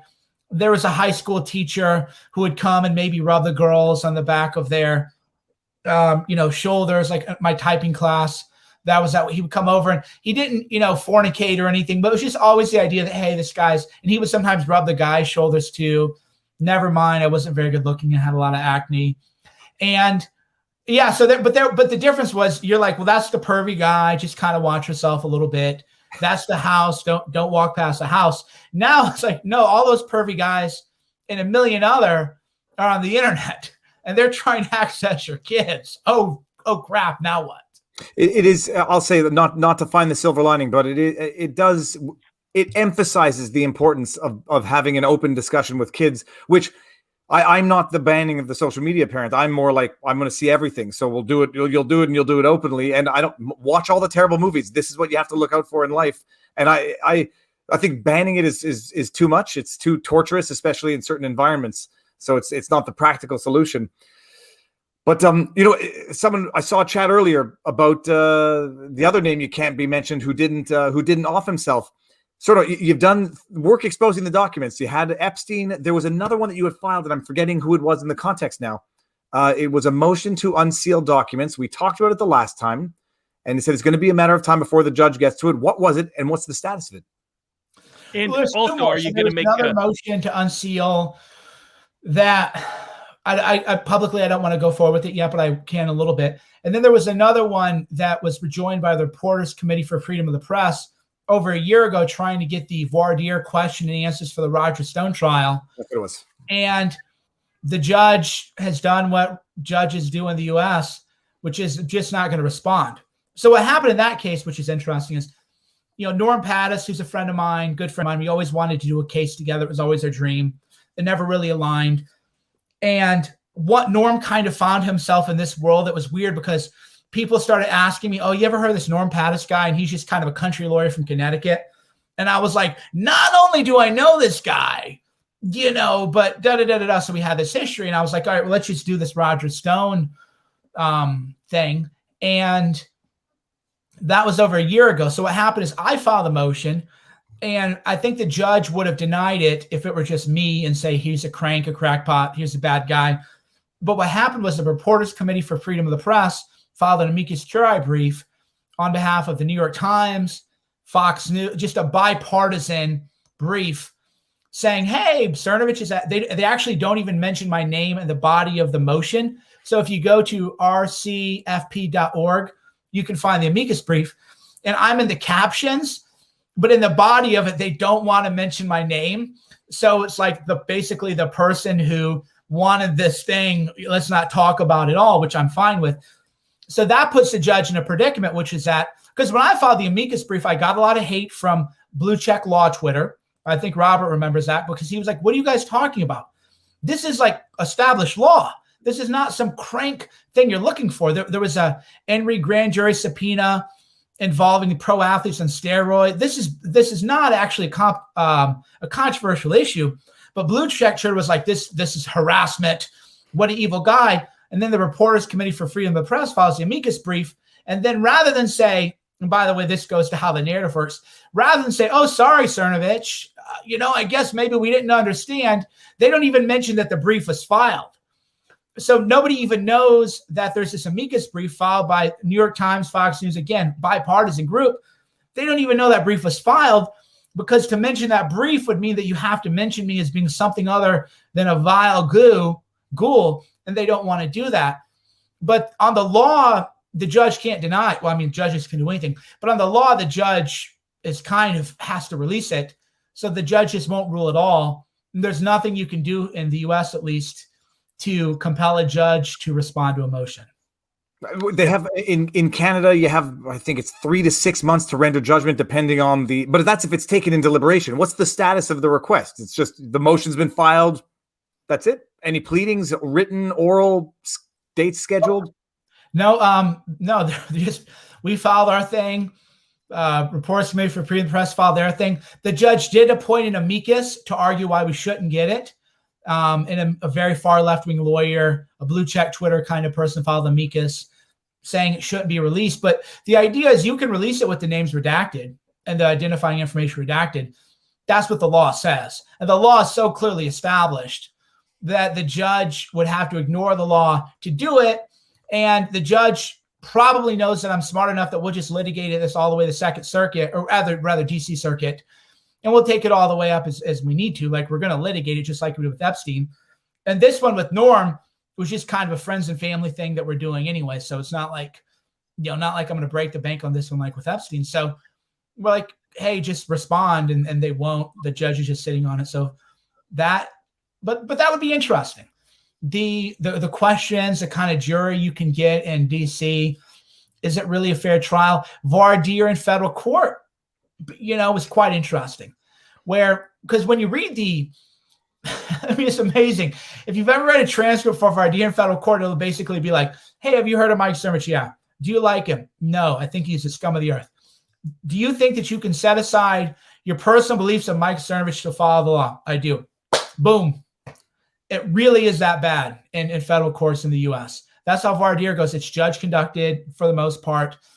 So you can imagine the kind of answers that you're going to get from that voir dire and the kind of stuff we're going to see. And the judges don't want that public, because it shows what a farce the jury selection was. Because even with regards to Roger, I'm not here to defend him or condemn him. That's, we can all have our opinions on maybe he could have handled things a little bit differently. If you're a 63-year-old lawyer, maybe don't even joke about kicking someone's dog. You know what I mean? It's just the guy's under subpoena. Don't even text him. You're a lawyer. I'm 43 and I'm a lawyer. I know that. Maybe don't do that. So we're not here to talk about the underlying facts, but from what I understand, a Republican was struck from the jury pool for cause because he worked in Republican politics, but then Democrat staffers were not struck for cause. And I have a good faith basis that that's what the voir dire would reveal. So we're just not going to get it. And there's no way to accelerate it. We're just going to wait for it. Yeah, not in the States. Now, you mentioned the book as a future project. My recollection is you were possibly working on an Epstein film also as a future project. What are some of the future projects you're looking at? Yeah, the documentary Epstein has been in various phases of production due to the schedules of Scooter and John. So hopefully we can get out. What we did was we wanted to do something really ambitious like Hoaxed.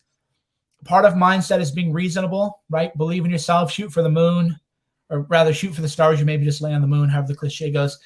So it looks like we're going to do something more episodic, launch in episode 1. And that if that really does, if it crushes, right? If it really, there's a lot of interest, then we'll do 4 or 5 episodes because we wanted to make Hoaxed an episode thing anyway. People say movies are dead, but that's only because shows have gotten so good. Wild Wild Country, Tiger King, right? Everything good now is done episodically, or rather everything great now is done episodically.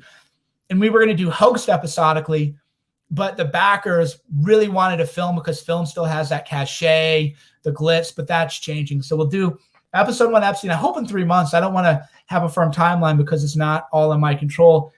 But I think reasonably within 3 to 6 months, really killer episode, no pun intended, and then dad joke.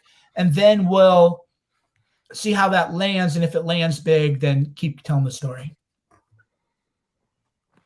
That'll be an interesting thing. No one has touched it. I don't even know what happened with the story that they did not air at was it NBC or CBS, whatever broadcast station it was.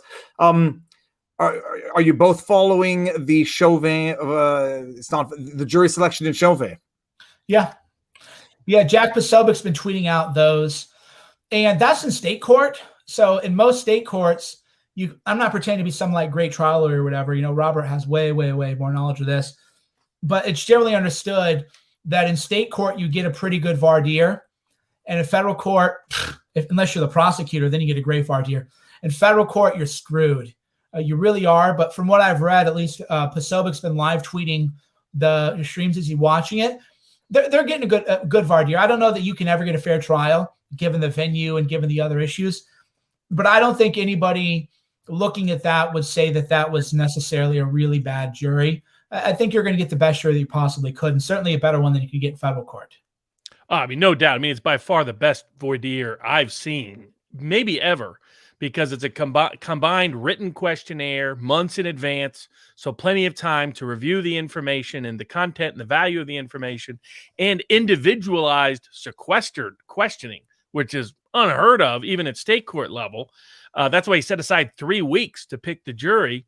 Now, I think, we've all had experience with lawyers. In my view, most lawyers are bad at jury selection. And it has been unsettling. The biggest revelatory aspect of the case so far, to me, has been the power of combined social media and rioting has changed people's knowledge of cases. Like even high-profile cases, you usually got 10 to 20% of a jury pool who knew very little about it. They were not in that world. They didn't watch news. They didn't read newspapers. The problem is everybody's description is they were bombarded with this on their Instagram feed, their Facebook feed, their Twitter, whatever. A lot of them were not on Twitter. It's Instagram and Facebook, especially. They've seen the videos. They've seen the photos. And so the degree to which they're all negative is, I agree with Mike. I don't think it's possible to pick a fair jury out of Minneapolis from what I've seen. He's going to get the best jury he could have got. But the problem is even that jury comes in, 90% of them are coming in saying they already think he's guilty. And that's a problem, in my view, from a constitutional perspective. I think the court ended up making a mistake by letting it be in Hennepin County. But I don't know how much he could have fixed it because maybe it's a nationwide problem. Maybe you just could not find a jury pool because of social media and rioting. The rioting kept the story over and over and over in the news a lot long, and in social media a lot longer than most cases like this would. So I was startled by the scale. It said something for me in cases I have coming up, that picking a fair jury is going to be much harder than even normal in high profile cases. You figure how many people are on YouTube? 2 billion, and Facebook 1.6 billion, and if you figure that the majority are in the Western countries, Europe, North America, and these things trend. There was Blackout Tuesday on Instagram, which Facebook. It's impossible. I mean, I was watching a bit of it. It's fascinating. Everybody should watch it. But the one thing I'm thinking about, people are bringing it up. These jury members have no idea the threats that they're going to get, and the doxing. It isn't the riots that happened. It's, do you vote not guilty knowing that you might be murdered or your children might be murdered if you vote not guilty? That's a moral courage that even the three of us would have difficulty mustering, let alone some normal person trying to live his life in a $40,000 to $50,000 a year job. Do you go bankrupt and make your family homeless because you vote not guilty? So there's a 0% chance that he can get what would be a fair trial. But the voir dire, to the extent that I've read it and studied it, is as good as it's going to get, and it's actually above and beyond what I could have expected given the circumstances. No doubt. Well, the other thing that's fascinating is the prosecutors. This tells you how the cancel culture effect is cancerous on our society and now impacting law. But when blue checkmark crowd is trying to pretend it doesn't exist these days, is that the prosecutors are the ones exploring, do you feel worried about safety? And they're moving to strike for cause anybody who says they're worried about their safety. And it dawned on me why.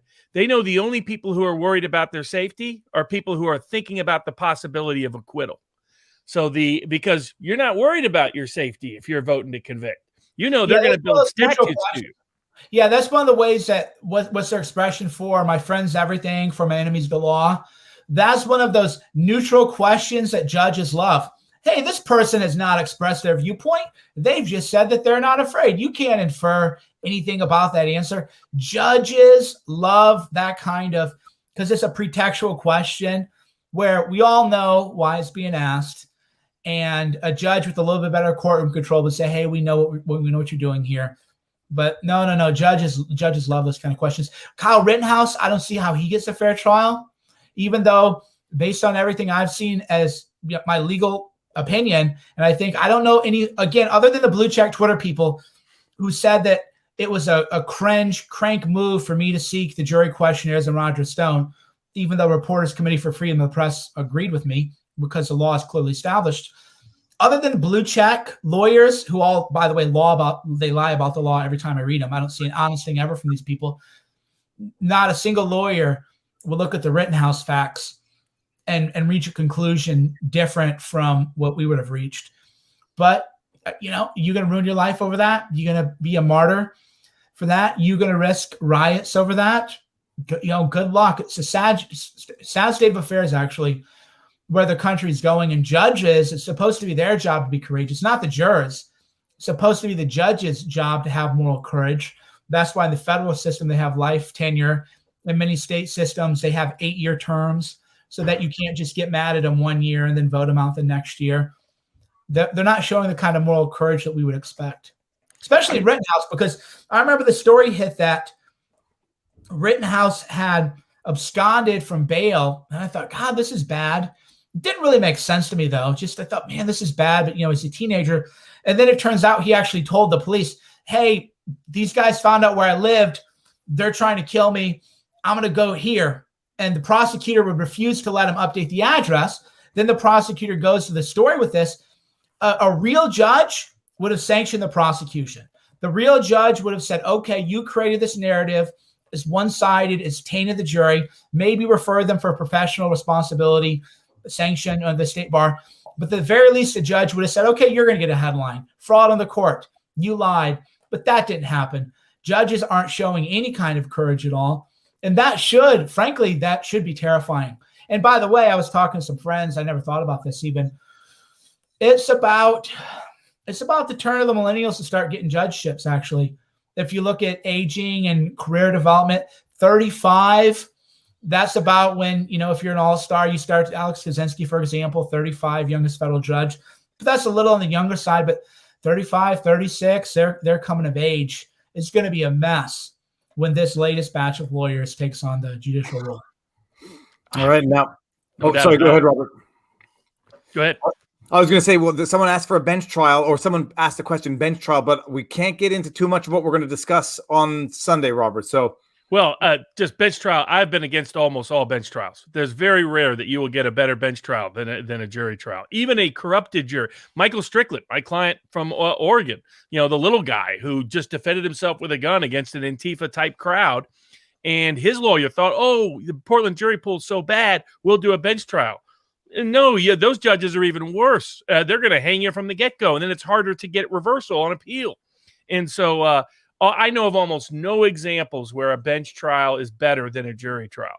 It's only if the judge clearly communicates that the judge is with you that you would ever want a bench trial. And even then, the other side's not going to want it. So in my view, it's almost always problematic. I was talking today to an old friend who was actually in one of the Home Alone movies, but now is a public defender in California. And she said that bench trials are always a disaster for criminal defendants. And that's been my experience as well. They're just not, unfortunately, as Mike points out, if any of us on defense lawyers had done what the prosecutor in Rittenhouse did, which was use the judicial filings to libel and lie about Kyle Rittenhouse and smear him in the court of public opinion and gaslight a potential jury, we would be sanctioned, maybe disbarred. Maybe we get contempt findings. Go back to the Chicago 7 trial. I mean, William Kunstler had like 53 contempt filings just for asserting his client's rights. So, but you almost never see prosecutors face consequences. And it's going to get worse when the millennial generation comes into power because they believe in this nonsense. They believe in the ends justify the means. They believe in you weaponize power for politicized purposes and you punish your adversaries. And we're just beginning to see, the GQ just did a big story on the Rittenhouse case, and it's fairer than most media stories. But I'll never forget one of the paragraphs, which talks about one of the people that did assault and tried to kill Rittenhouse that night, who was the first person who ended up dead when Rittenhouse defended himself, describes him as, he had a tragic past, drugs, etc. And at the end of the sentence, it says, and he had been in prison for 14 years for sexually abusing minor children. It's like, that's tragic now? Being a pedophile is being tragic? Serving 14 years for the number of people you assaulted? To me, that's morally horrendous, is what happened. But to his credit, he also discloses the person was suicidal, was trying to get people to shoot him during the night, had been trying to kill himself leading up to the event, which is not unusual for some of that. But it gives you a sense of the media mindset, their unwillingness to recognize the truth of their own side and gaslighting the opposing side. Oh, they branded Kyle Rittenhouse a white supremacist and then discreetly revealed that the three victims in quotes were white. And when I first heard it, I was like, I had a different vision of the alleged, the victims or the deceased based on the media description. Well, here's a key change that I've seen too is up until recently, you probably could today even still is, every big law firm was proud to defend the 9/11 terrorists. Everyone deserves a lawyer. How many of those MAGA defendants are getting pro bono representation from Quinn Emanuel, from Morrison and Forrester, right? From Melvin and Myers, from Skadden Arps, Jones Day? No. And if they did it, there'd be a riot with the younger associates. If a partner tried to take that case, the associates wouldn't even take them. So 9/11 terrorists can get top flight pro bono representation. People lined up. There were so many lawyers at one point, they were fighting for it. You read the briefs and it would be like, Melvin and Myers, Skadden Arps, Quinn Emanuel, all in the same briefs, right? Everybody wanted a piece of these cases.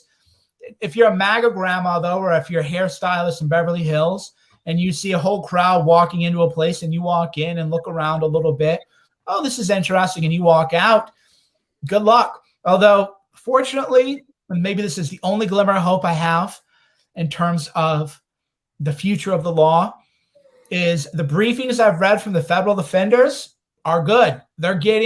So if you're middle class and you got charged in those riots, you're screwed, really. because how are you going to afford a lawyer who can really take this case to trial and really fight for your rights hard and not push you to plea? But if you have no money at all and you have a federal defender, they are getting good representation. So that is, at least, it's not much of a glimmer, but it's a little bit of a glimmer that there are still people who believe in the Constitution, and the federal defenders aren't going to steamroll any of their clients, and they're going to fight like hell for their clients. And that's good to see. Oh, absolutely. I'm bringing up Kevin Rutherford says, you'll never get moral courage from someone whose self-worth is more important than justice or backlash. And Kevin, not knowing anything about Kevin individually, he comments a lot, but that is a lot easier said than done for a lot of people, because until you've been on I would say until you've been on the receiving end of that, what it is, you might not fully appreciate it. And this is going to be on steroids. This is going back to, any juror who's going to possibly vote acquittal in the Derek Chauvin trial. It's you can't imagine what it's like to have your life totally upended because of this. And even when it ends in a celebrity trial, like in the O.J. Simpson, you get hounded and you get thrust into a spotlight that you never want. Civic duty is one thing, but destroying your life is entirely another.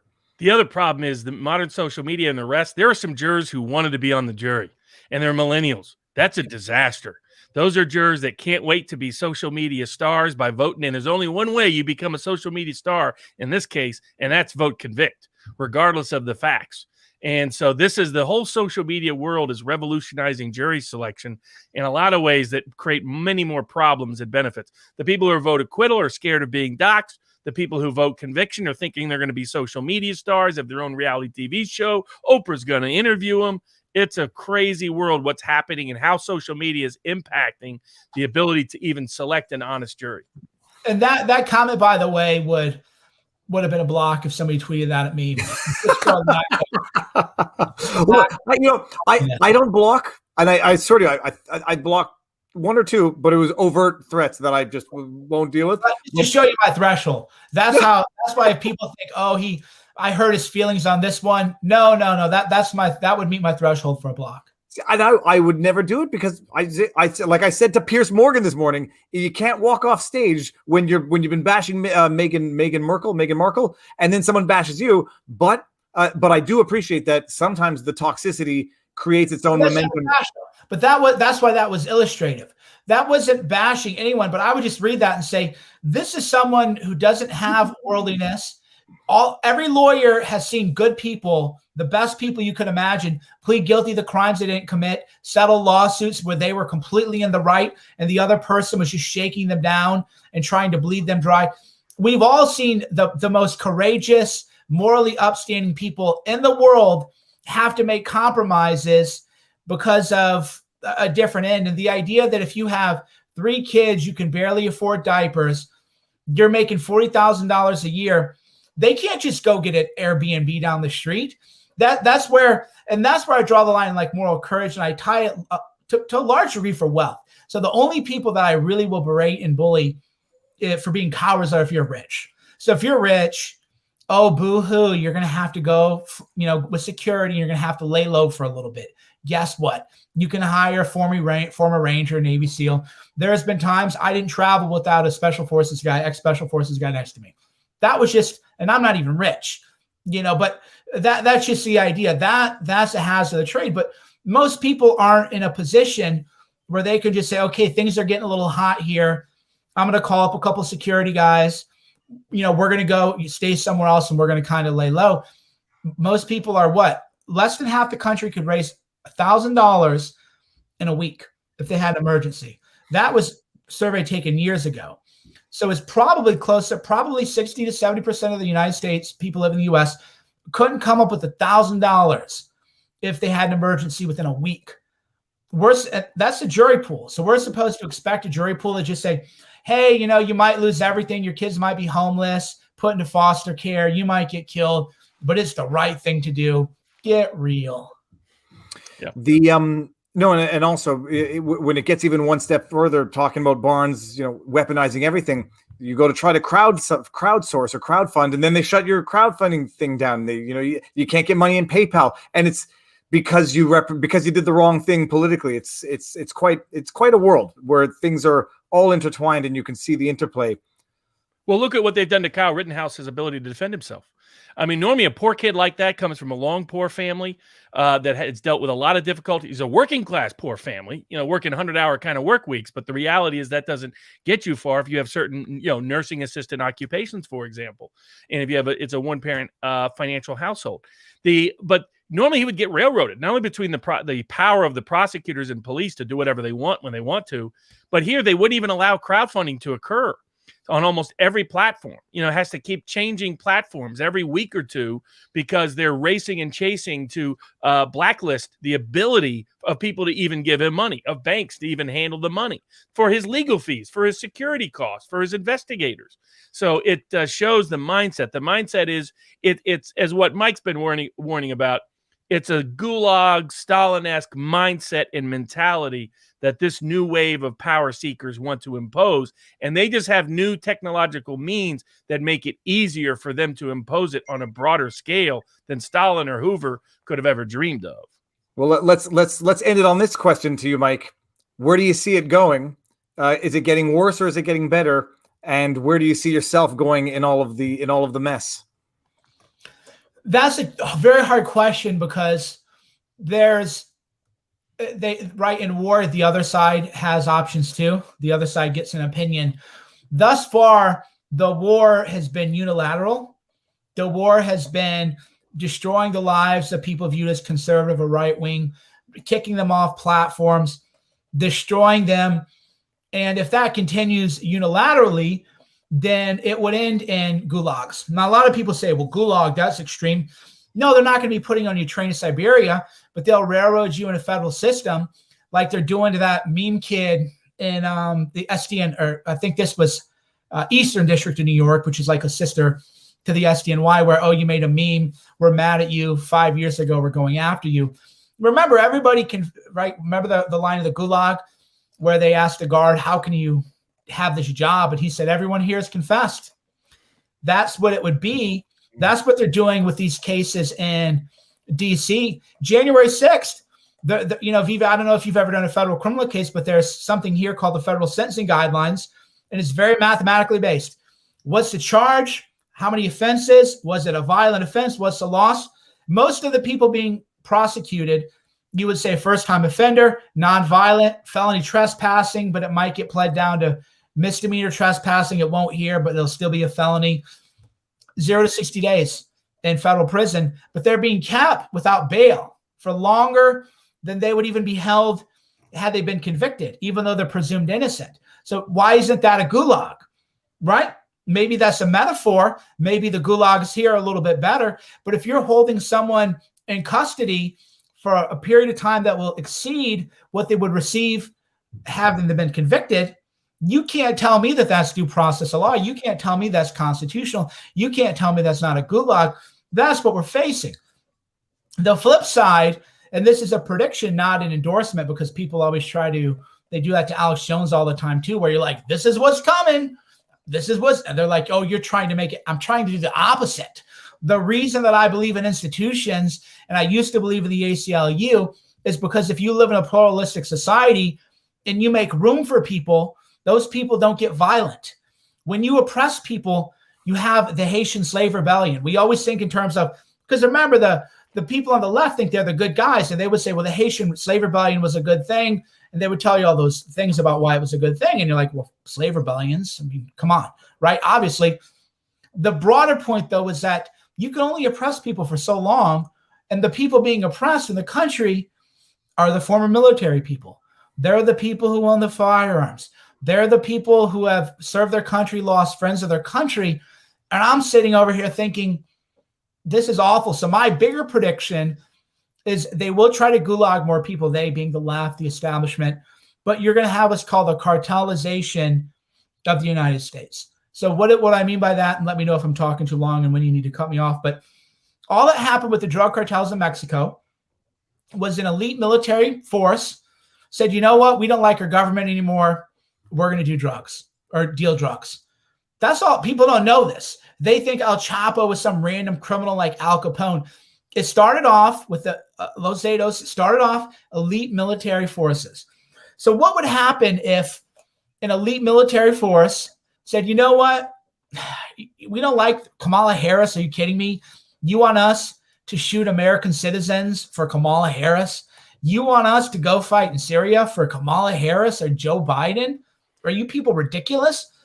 And remember, the people being oppressed are the families of the people who serve the country. The people being oppressed are the friends and family of the elite soldiers.